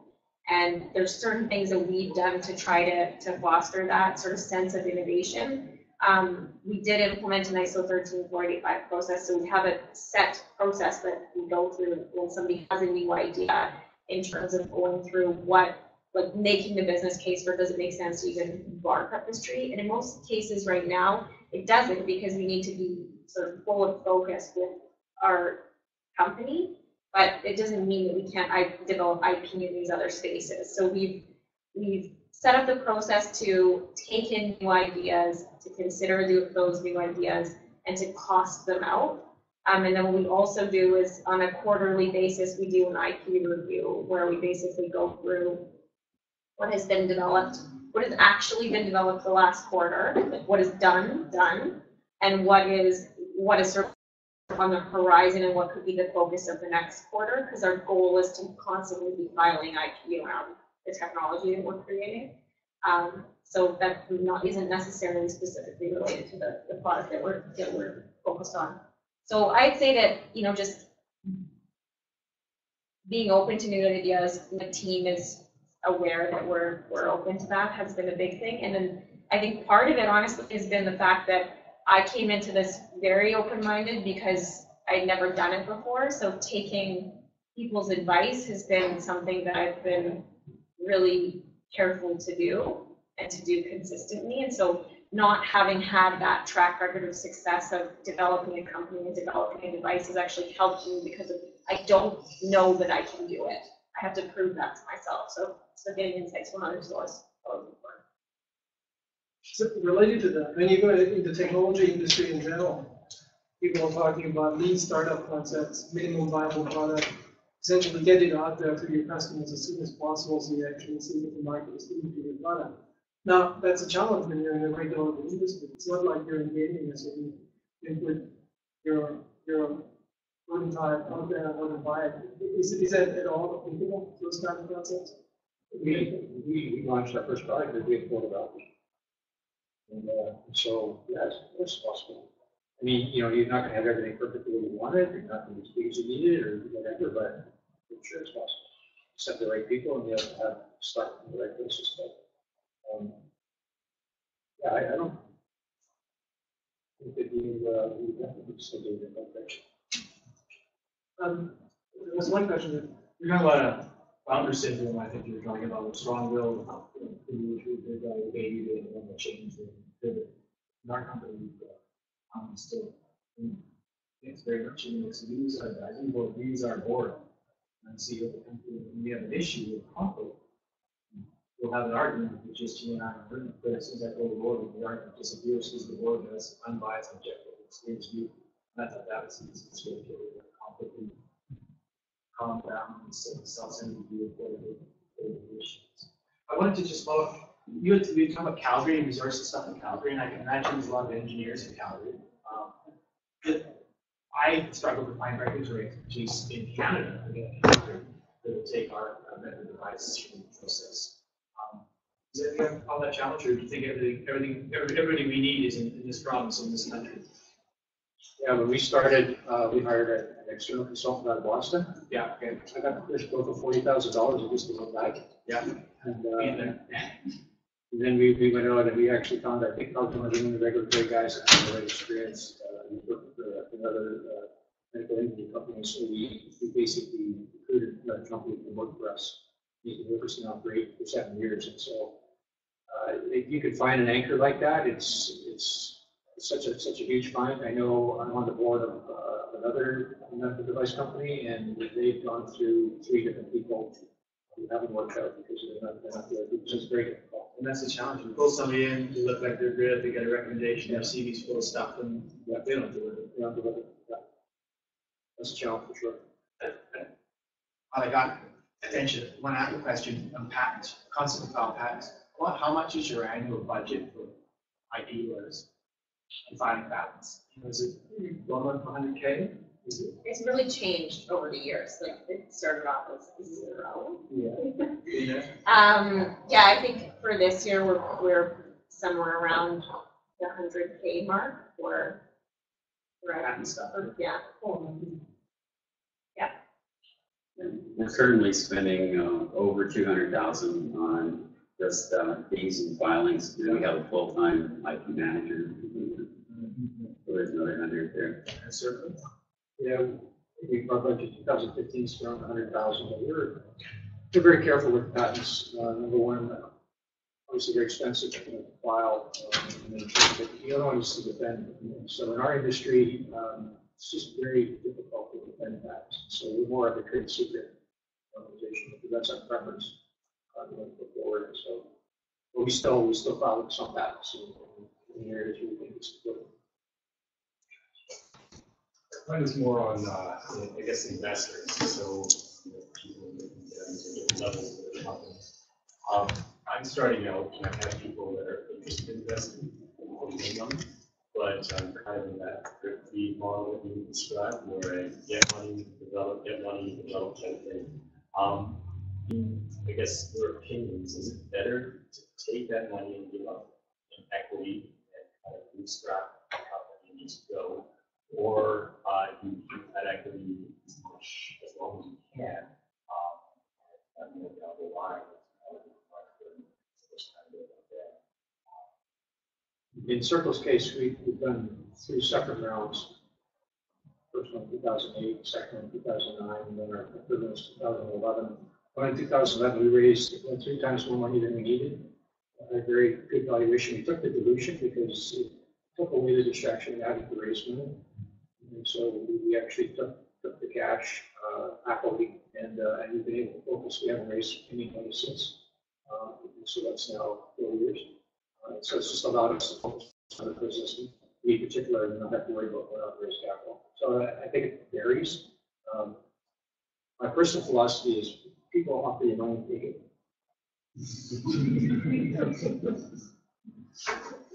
Yeah, I think I would echo the same thing. It's a huge distraction. It can be your entire job. You're in my vote right now. No, I unfortunately I have a few full-time jobs at the moment. So I would say that if the money's on the table, then definitely take it, and I wouldn't say no, because you never know what's going to happen. It's better to have that in the bank and give yourself the security of a runway if your milestones don't progress as expected. Just to comment on that, we're hoping on getting out of that. So we're just in the middle of closing a $5 million raise right now, so that gives us runway till several years out. So I would prefer not to be on the drip feed diet with the company. So if you do have the opportunity there, I would totally go for it, you know, so long as it's in terms of reasonable. Feasible terms, I've seen VCs and what they can actually live in some terms as people that are close, that are going to say decide. So usually what you see as the reasonable terms for, I guess, valuation, you know, most of the time it doesn't, you know, they say it'll be 5 million, 25 million. You know, I'm going to get that, you know, 1/5 or 20% amount for usually so 40%. So, do you have any advice? Well, one thing I'd say is we haven't used any venture capitalists in our whole history. Our CEO, Byron Osing, was a VC for a period of time, and because of that, we don't take VC funding. So we've been unusually successul in raising money from high net worth individuals in the company, and we have one institutional investor who's put in the number is about 14 million right now. But our raise that we've done since inception has been over $40 million. Yeah, so for Circle, I mean, we, you know, again, we don't have any VCs in Circle as well, so we have what I call super angels. But we do have a couple of institutions now, and part of it, and then there's also the aspect of some of the government agencies that are out there. I mean, AVAC for us was important at an important time. We were kind of running fumes before we did the 2011, and so we had the AVAC money come in a year prior. But what that did is it gave some of the institutional investors some comfort in that there actually was a real business that had been some due diligence done. And it also gave our existing shareholders coming on the next round as well a little bit of comfort that, you know, that they've been independent eyes that they've looked at the business to do that. So, you know, all of these things are going to come at you, and you have to kind of weigh all the pros and cons, because some of those money's not cheap. The AVAC money's not cheap money, but it's money, and it does give you a certain level of credibility with other money. So, you know, you just need to be open to all of it and go forward. But, you know, I think the VCs are not the first choice, but it may be a choice if you don't have the angel money that's out there. And I think, I don't know, I think the angel money in Calgary probably is still out there and available. I think what's missing, particularly on the healthcare side, is there hasn't been any clearance for the angels yet. And so I think it's difficult in terms of the angels to write big checks, given all the money that's been put into companies, you know, over the last 5 to 10 years hasn't turned out to be, you know, with the big win. And I think that will help a lot on the angel side. So it's challenging, will continue to be challenging. You know, I think that, you know, look for the government programs at an early stage, as much money as you can get from, you know, the free money. That's where I would go in the early stage as much as you can. There's tons of people who get a check from Mr. Prentice every week that are out there, and they're looking for things to do to help out. So I would definitely go there first. Yeah, we've also been in the same boat. We haven't raised any VC funding to date. So all the money that's been put into the company, which has been about $3 million in equity, about $1 million in shareholder loans, and $1.5 million in grants and awards. And then of that equity, it's all been high net worth individuals, angel investors, family, friends, and we have one family office on board. So we've fortunately been in a position to be able to dictate the valuation of the company. It hasn't been, we haven't been down rounded, and we haven't had that dictated by external parties. Our cap table is really clean at this point. It's all Class A common shares, so we haven't had to get involved in any sort of sticky term sheets. And there have been instances where we've avoided taking money because of potential restraints that, in one retrospect, I'm really happy that I did. But it depends on the situation you're in and how desperate you are for money, what kind of terms you might be willing to accept. So it's very interesting. With the biotech comes from drug devices, and we have an idea of the range of our value. It might be naive, and it might be under, it might be over. When you guys formed your companies, around 5 years ago, Everett is that formation is their range of value. Are you in your range of value, or do you think you'll hit your range of value? Do you think under, or do you think you're over? Not sure. Understand the question. Well, range of value. Well, so you go circle here, you've got this cardio imaging deal, and you think, no, this should be worth, we can do this right, we think we're successful, this should be worth around this chunk change or this range. Down the road somewhere? Yeah. Are you on target for that? Are you under it, or are you over it? Did you guess right? Did you gut feeling right, or was your market assessment right? So what your value would be if you progress correctly? Assuming that. Well, I guess, you look at the comparables, for sure. You look at public companies, you look at the M&A activity that's out there, is all you can do. What is out of the business, right? And so, I think, what happens in the early stages is you're raising money based on the technology and the market, the size of the market, and how you're going to penetrate the market. And you have to be up for 5 years because the revenues and some revenues, a multiple of your revenues. And so, it still really depends. And so you're really, I think for Circle right now, it's all about sales. I mean, we've got a great product up there, and we've got to execute on the business side and on the valuation that is fine. I'm not evaluating something when you selling stuff, but so if you're raising money, you tell investors, hey, this valuation right now, 10 mil, 20 mil, whatever it is, right?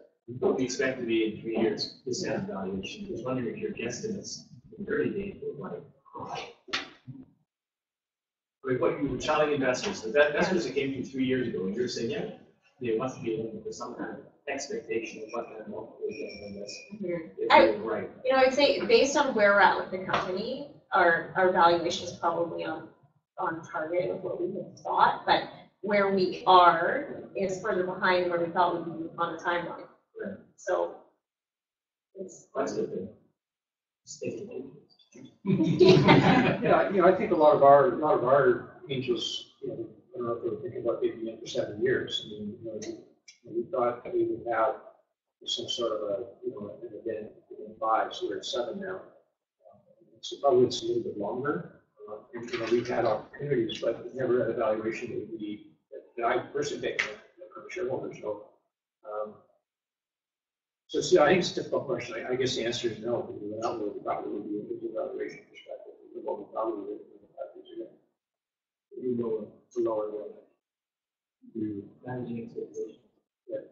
I think we're probably in a similar situation. I mean, one thing to learn about being in a healthcare technology business is things seem to take a lot longer than what you ever expect going in. It takes longer to get traction through your product. It takes longer to develop distribution. Issues around regulatory takes longer. You don't have regulatory in the general ICT business. You just put a product out there and people can adopt it and use it and pay you right away. You can't do that in our business. So I think that when we talk about valuation, when we had our own institutional investor, Aston Hill, come in 4 years ago, we first started looking at, they did an evaluation on using their criteria and primarily on market comparable transactions. That's the way they value it. Even today, if you look at us on traditional metrics like X times sales or X times earnings or whatever, it's not going to add up to what we think the valuation is. But also, even the market comparables study that Aston Hill did, I mean, it defended what the valuation was that we were asking for at the time that they invested. And they didn't consider even the value of our IP portfolio, which is standing at over 20 patents granted and about 150 still in process. So that valuation on its own is about 100 million for the IP. So they looked at that as, potential upside. So they didn't count it in their actual board decision to invest. In our company, I started this with a clinician, and he said, in a couple of years, we should be able to sell it. I said, really? So we can sell it before we're dead. He was laughing, right? He's not laughing anymore. I have a question on behalf of Ling, who unfortunately is not online anymore, but I will let him know what the answer is. So, and I know that there are some in the audience who have had this issue as well. I just wanted to know, have any of you tried to enter the Alberta health system space?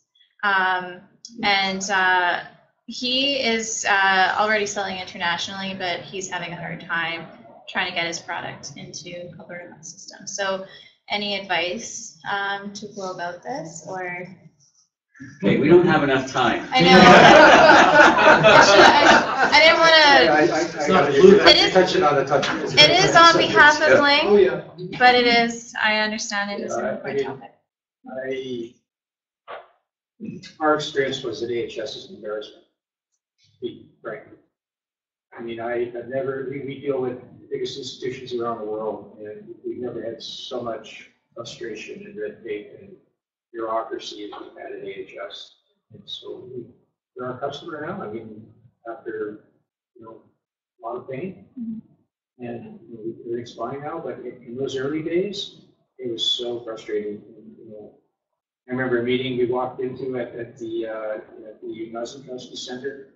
We walked in, we were going to have 2 users of our software. They had 12 IT people in the room.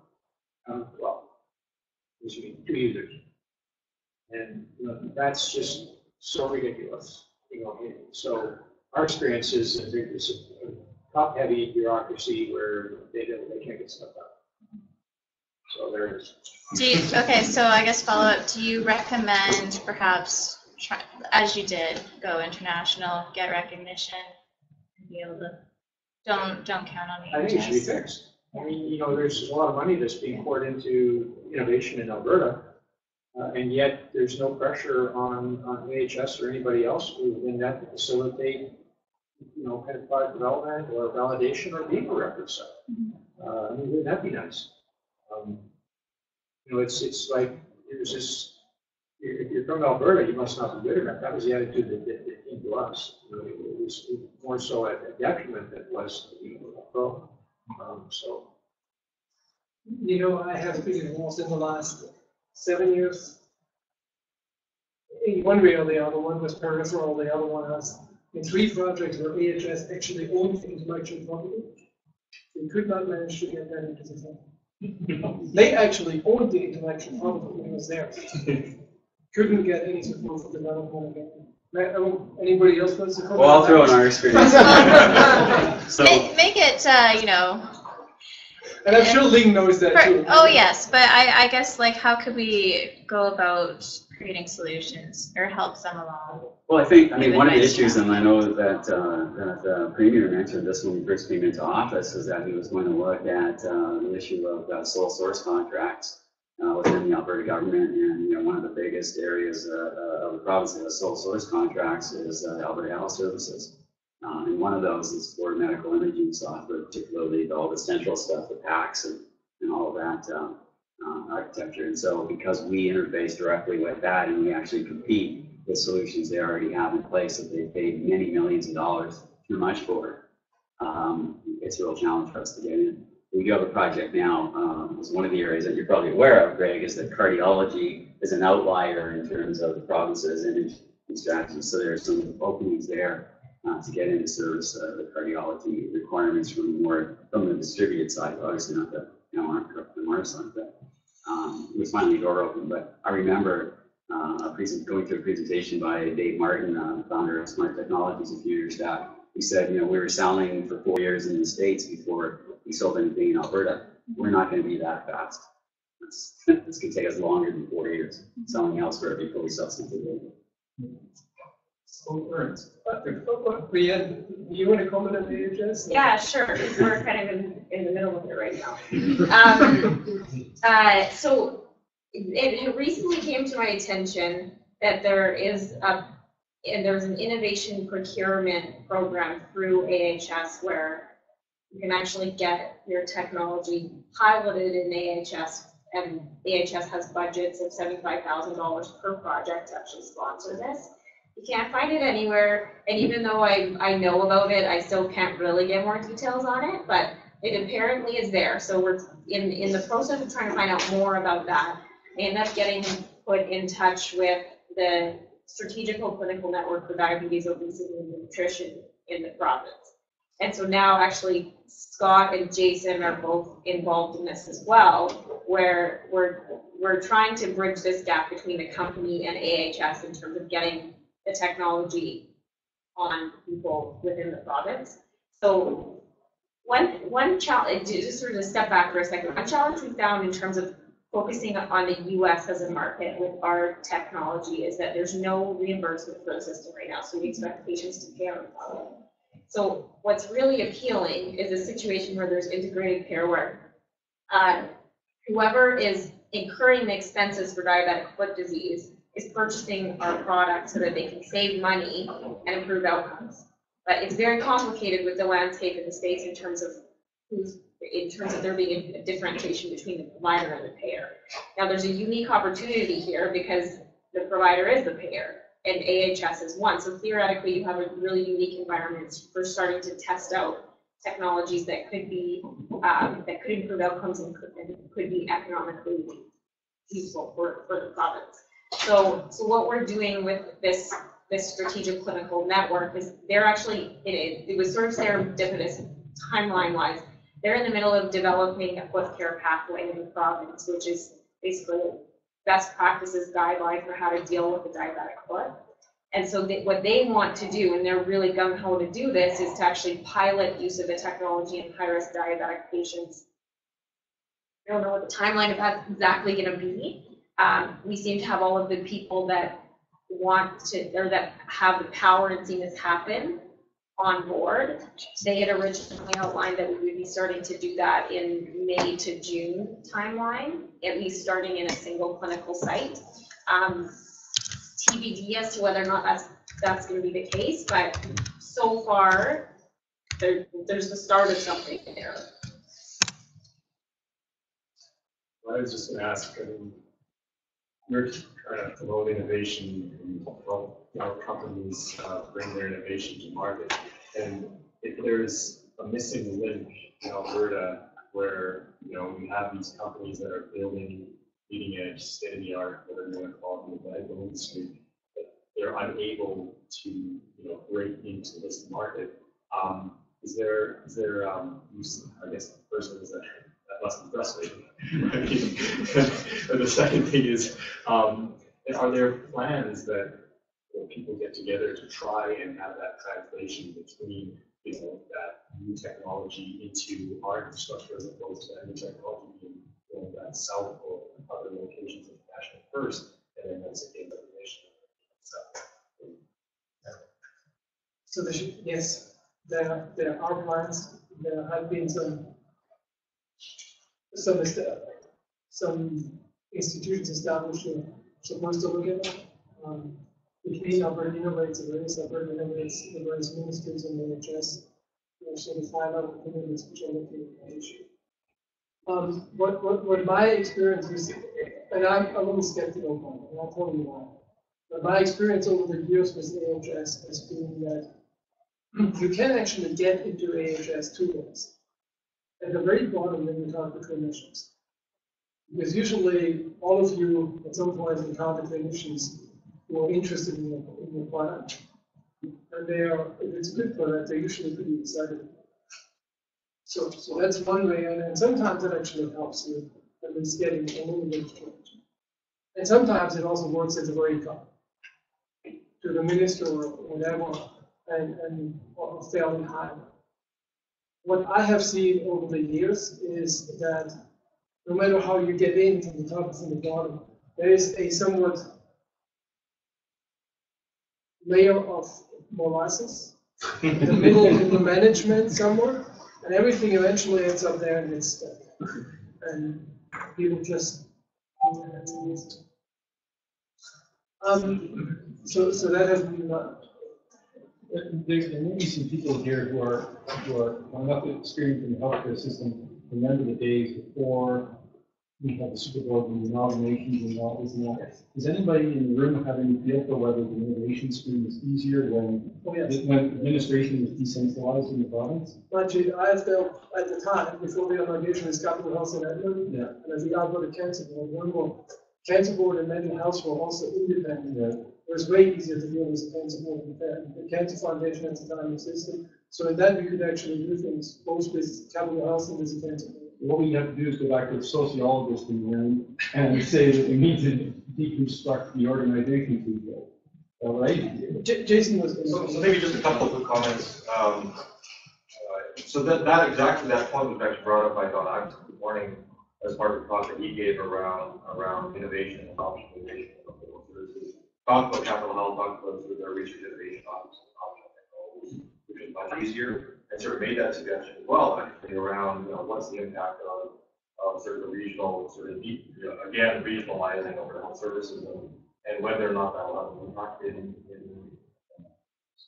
adoption of technologies. Another sort of point is, I think strategic procurement certainly there is pressure. There's being a lot of pressure around strategic procurement. Whether or not there's an appetite, and I think this was sort of stated a couple of times, within the procurement office to say, best practices for procurement around technologies and products and sort of how that saves the system money as opposed to the impact of procurement of local technologies and how sort of that the appetite, I guess, within the larger organization of health services versus what can be done at the more regional level, I think is also been discussed. And then sort of to your point earlier around the needs of the strategic political networks, and that was sort of brought up, as these innovation sandboxes and whether or not these are places where you can test innovations. Alberta Innovates Health Solutions specifically has funded us at Tech with the Health Accelerator, a number of individuals, Scott and Aggie here, to sort of work as sort of that bridge between the SENs and companies that are in the space in Alberta to see if there are some linkages that can happen to try to bridge that gap. One of the things that still needs to happen, though, is the SENs need to really figure out and really define their needs. So understanding that pathway, understanding where the biggest impacts can happen, and then sort of driving towards sort of that reverse trade mission or show or whatever it is to try to solve some of those problems and needs that they can find. But until that gets done, I think it'll be challenging. I think they're sort of getting hit from a whole bunch of different perspectives right now on, here's my technology, tested it out. We think it's going to have a big impact, and by the way, we want you to pay for the pilot of the study. And that's just they're having trouble managing it. So until they sort of figure out that process, it's going to be tough to get those two. But those are supposed to be one of those places where you can try out and trial innovation. Well, all is not lost. All is not lost. I mean, Alberta is Alberta, and it would be nice, but our experience is if you've got really good technology and you know how to network, you can go anywhere and you start looking for the right people. And sometimes it's better to go outside your own province. So, I mean, for me, it's a little bit emotional just because I'm native Albertan. It just crosses me. But at the end of the day, it may not be the right choice for you as a company to actually get out there. I mean, you want to go to the offices and don't be afraid to knock on those doors because they'll listen to you if you've got something really good. And so I would encourage you, not to be discouraged that you just can't do it in the back door. You can just conference, 10 lectures, talk to people, that make your way in. And we've done that in lots of ways. Our product development has done very much internationally. I'm just looking at the bullet points underneath bio over there on the big sign behind you. And the third one says, rapidly diversify a robust economy. We're talking about Alberta. Very much established medical device companies that are not being able to penetrate the Alberta market as first choice and evolve on elsewhere. It is an advantage when you can penetrate the local market. It teaches me that you're better off as a device company elsewhere. But I wonder how vital Alberta is our voice and medical devices. How honest are you with the Alberta Health Services wants to tell them you're just not doing it right, so that it becomes embarrassing for government. You keep on pushing it, don't be nice to them. Because my experience with them working in other areas is that there's lots of incompetence, lots of management, lots of molasses. As you say, we should be honest with our government that they're not working right, so they are embarrassed and they're squirming, and ministers are really pushing down on them because they lose elections because of it. And it's up to by all word to be honest. How we vote on them say we're rapidly diverse and robust and fine with these kind of issues. It doesn't evidence doesn't speak to that. Provide this metrics, just saying these are the companies that have been started that have been sponsored. This is where they end up to begin with. They're not, most of them are not in Canada.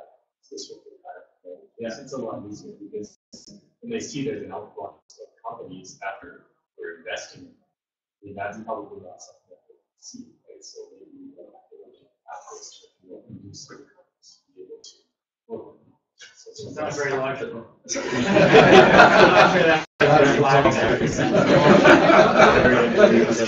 one other one, and just to go back to sort of Greg's point too. It's just an interesting thing that came out of a conference in San Francisco last week. It was an angel investment conference, and so one of the things that, for some reason, there were like 50 New Zealanders at this conference representing their angel group, and there, what they actually basically said, look, as soon as we, as an angel group, invest in your company in New Zealand, we're going to help you out. You set up an office in the U.S. You're going to be a Delaware, operating company. You're going to have headquarters in New Zealand, but we want you to go there because we know that your market is there.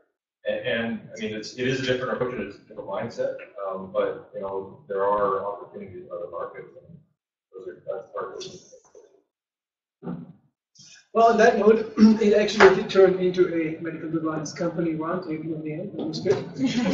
But one last comment: it shouldn't be the BioAlberta. It has to be us as a community doing that together.